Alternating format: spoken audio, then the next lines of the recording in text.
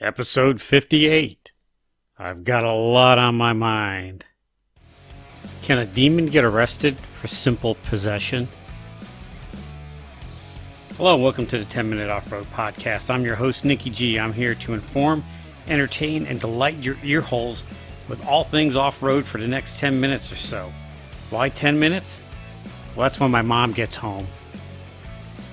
You can listen to the 10-Minute Off-Road Podcast on Apple Podcast, Google Play, Overcast, Breaker, Castbox, Pocket Cast, Radio Public, and of course Stitcher. And if you haven't heard of them before, then you probably listen to it on that. Or however you're hearing my shrill voice is what you should listen to the 10-Minute Off-Road Podcast on. If you got something to say, you can contact the 10-Minute Off-Road Podcast at 10minuteoffroad@gmail.com. That's 10minuteoffroad@gmail.com.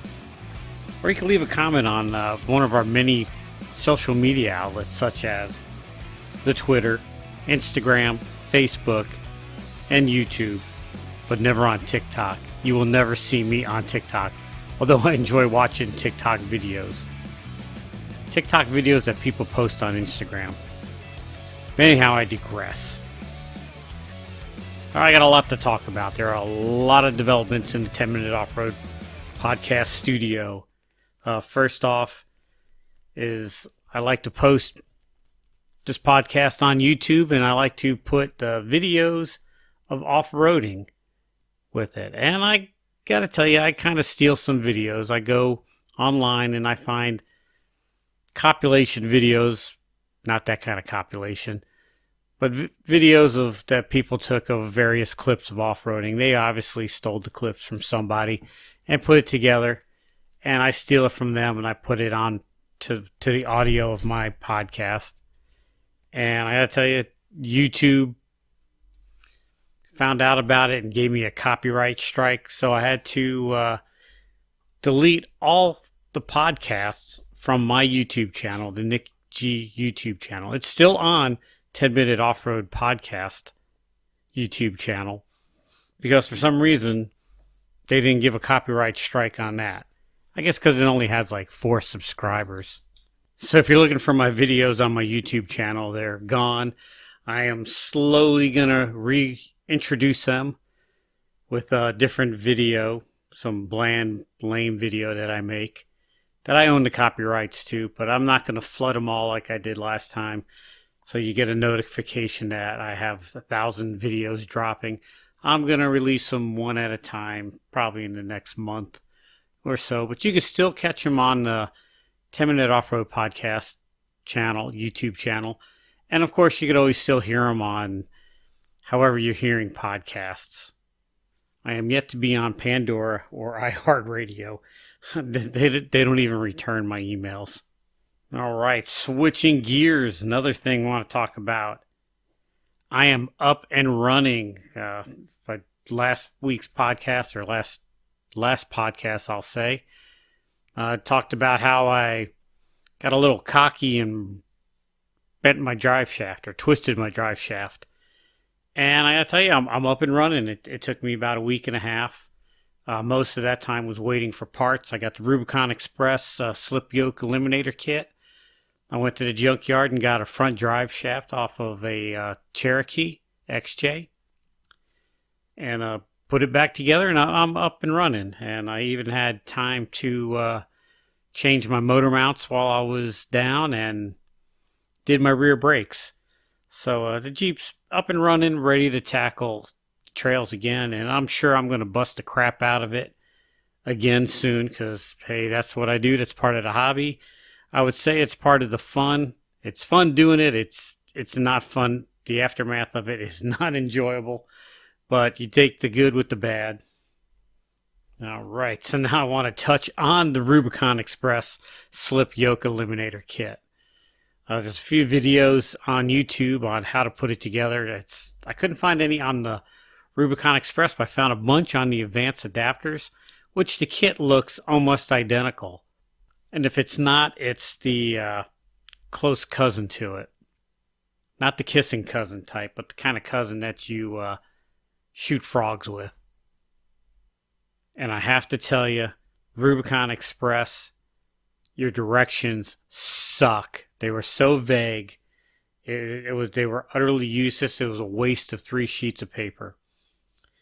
But I highly recommend checking out Jeeping's YouTube channel if you're going to do the Rubicon Express or any type of slip yoke eliminator kit. It worked out great.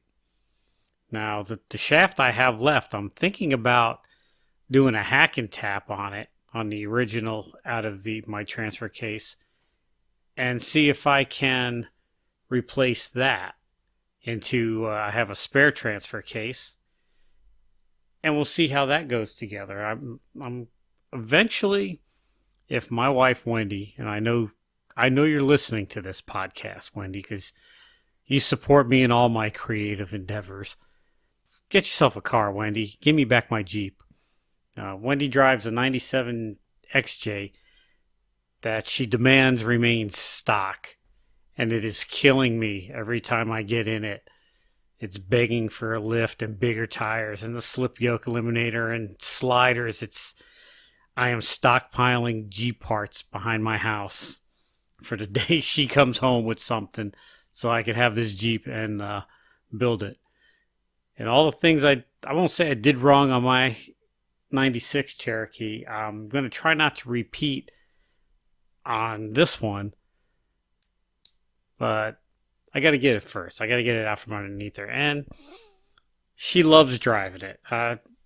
God bless a woman that likes driving 25-year-old vehicles with no power, anything. It's got the hand crank windows, no power door locks, no self remote start or nothing.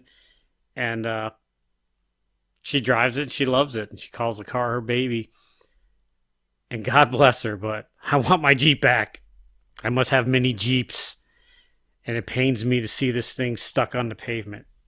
Although I try to take it off-road every once in a while, she gets on me about it.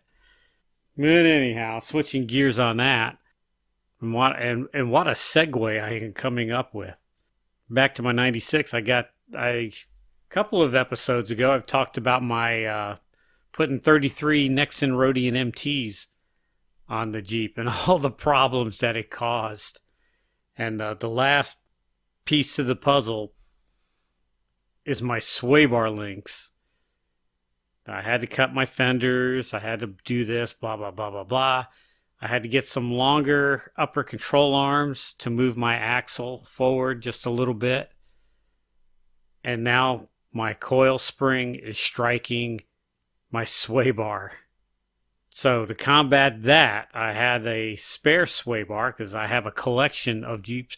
I probably have enough parts to build another Jeep. But I took an old sway bar. I cut about 1.5 inches out of it. And then I welded the ears back on it at a 90-degree angle so I could just bolt my sway bar links to the sway bar without having like a bracket or a piece of U channel or C channel, however you want to call it. And I made my sway bar links out of some hardware I got from McMaster's. And if you haven't been to McMaster.com, it's like a candy store for men. Don't go unless you're ready to spend some money. And, their stuff it's a hardware store online. It's relatively cheap. Delivery was fast. I didn't pay attention the last time I ordered stuff from them. But this time I ordered stuff the other day, and it came like Amazon Prime speed. I was shocked. But so I got some, I don't know what you would call them, eye bolts or eye shackles, whoever. But I made my set of sway bar links. You can check out my YouTube channel from when I made my original sway bar links. They just weren't long enough now. Because I took this opportunity to delete my sway bar drop bracket. Because I thought it wasn't necessary since I'm cutting my sway bar to fit. And I think I messed up a little bit, and I cut a little bit too much off. I think if I would have cut just 3/4 of an inch out of it, I would have been okay. So my sway bar links are not exactly perpendicular up and down, but I can live with it. There's beauty in flaws. And I don't know how I got off the track of my Nexen Rodian tires, but the tires are doing great. I haven't really taken them off-road yet, but that's going to change soon. Had a problem with my local shop, which I won't name. Not that they're a sponsor or anything, but they really screwed up balancing my tires. Out of the shop, one tire was just really out of balance out of the get-go. Over the course of a week, tire weights were falling off two out of the three, or 2 out of the 4. Or I should say 2 out of 5, because I got 5. But they didn't balance my spare, which I'm not too concerned about. But anyhow, weights were falling off. I didn't want to take it back to this shop because, they screwed it up the first time. They don't get a second chance. So I sent them an email and explained the situation. And I got kind of, not even an apology from them. They just said, bring it back, we'll take a look at it. And I just replied, I said, look, you screwed it up the first time. You're not going to get it a second time. I'm just going to take my business elsewhere. No hard feelings, but yeah, there are hard feelings because you screwed up. And I know people make mistakes and things happen, but I was kind of expecting a little more of an apologetic reply other than, we don't really believe you that there's a mistake, so bring it in and let us evaluate it, and then we'll decide if a mistake was made. So, yeah, I'm not taking my business back there anymore, which is a shame because I've been doing business with them for years, and it just seems just lately, past few times, that the service has gone downhill. So, and then let's end that rant there. Back to the tires. I keep getting away from it. So now, how do I balance my tires now? Do I take it to another shop and spend more money to balance what they did, to rebalance what they failed? Do I spend the money and try to get the money back from the shop that messed up the balance?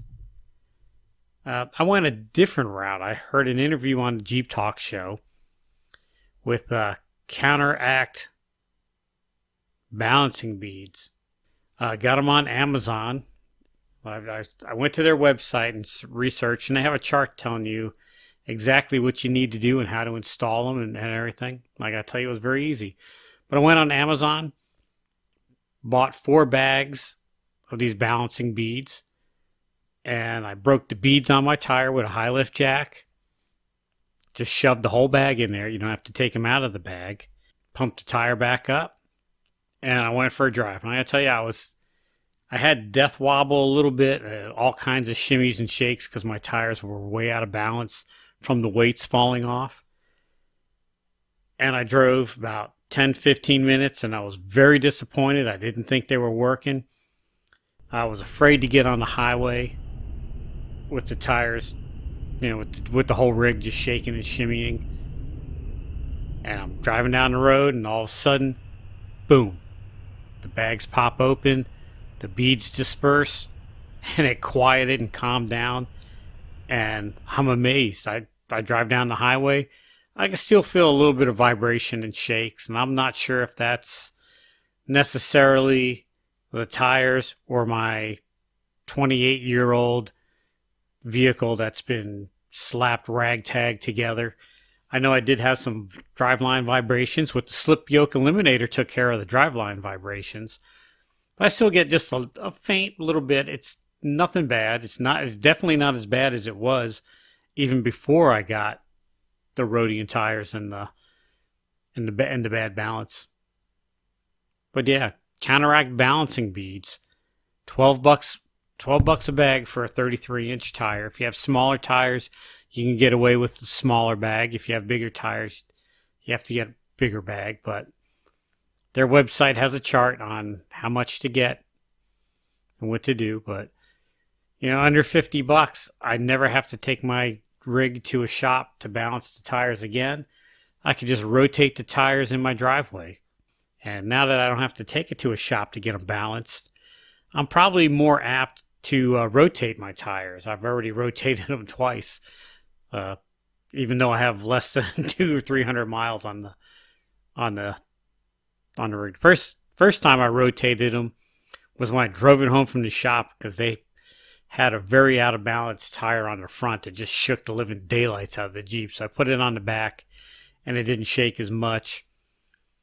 And then when I put the counteract bouncing beads back in, no, I didn't rotate the tires then, but I did my brakes recently, and I rotated the tires then, mainly because I wanted to get that tire that I knew that was out of balance real bad on the front so I could feel it. And it's balanced. What can I say? These things work. Now, how long they last, I don't know. Stay tuned for the details. All right, so I've rambled on enough, man. I'm all over the place, but I had a lot of little things that needed catching up on. I'd like to thank each and every one of you for tuning in, and I'm starting to get some feedback from people. It's only been a year it's been a little over a year I've been doing this, and you guys have been starting to interact with me over it, and I enjoy it. I love it. I love the comments, even the bad ones that tell me to do naughty things, but I enjoy it all, and I appreciate the comments. I'm starting to get comments from people telling me that they like the show, which you need help. You really do need help. I love you guys listening, and I love doing this, and thank you. I guess is what I'm trying to say is thank you for listening. Thank you for your time. Until next time, this is Nikki G saying, wheel what you got and be happy.